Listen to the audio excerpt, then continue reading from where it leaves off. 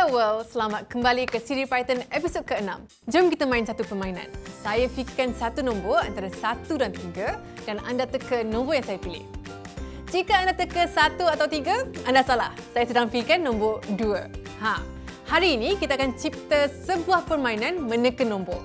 Tetapi bukan teka nombor yang saya fikirkan, tetapi teka nombor apa yang komputer fikirkan.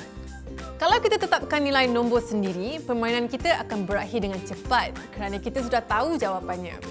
Permainan kita pasti lebih seronok jika kita biarkan komputer tentukan nombor secara rawak. Untuk itu, kita akan menggunakan fungsi random dalam Python.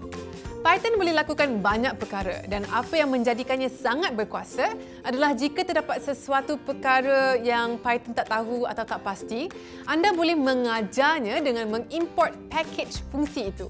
Di sini, kita akan import package random yang akan membenarkan Python menghasilkan nombor secara rawak. Kod untuk menghasilkan fungsi rawak adalah random.randint 1 hingga 10. Ini bermakna bahawa kita akan menggunakan fungsi randint iaitu random integer dari package random. Fungsi ini boleh menjana satu nombor rawak dari 1 hingga 10.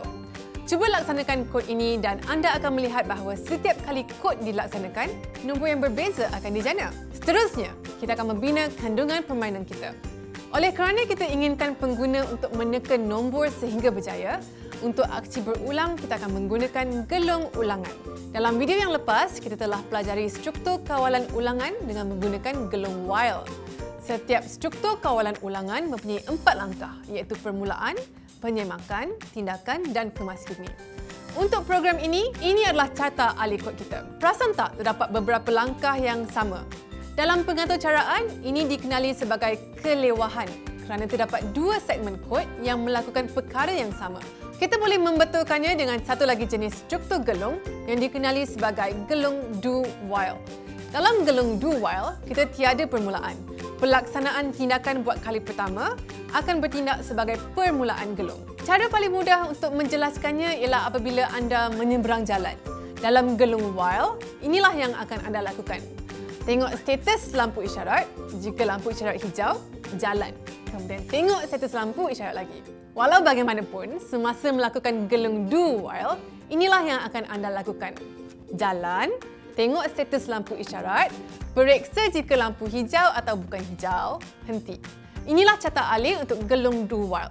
Lihat bagaimana gelung do while, segmen ulangan kod tidak berulang. Kita menggunakan gelung do while jika kita ingin gelung dilaksanakan sekurang-kurangnya sekali. Gelung do while memastikan bahawa kita akan sentiasa memasuki gelung terlebih dahulu dan kita akan keluar dari gelung apabila syarat keluar gelung dipenuhi. Inilah segmen atau cara untuk gelung do while. Kita mula dengan gelung while true, iaitu gelung ini pasti akan dilaksanakan. Pada penghujung gelung kita tentukan syarat keluar dari gelung. Kita akan keluar dari gelung jika syarat itu dipenuhi. Cuba kesan perubahan pun boleh ubah seperti yang anda pelajari dalam video sebelum ini dan anda akan melihat bahawa kita akan menjalankan gelungan sekurang-kurangnya 1 kali meskipun cubaan anda berjaya pada kali pertama. Mari kita imbas kembali apa yang telah kita pelajari hari ini. Yang pertama, kita telah pelajari tentang fungsi rawak random.randint.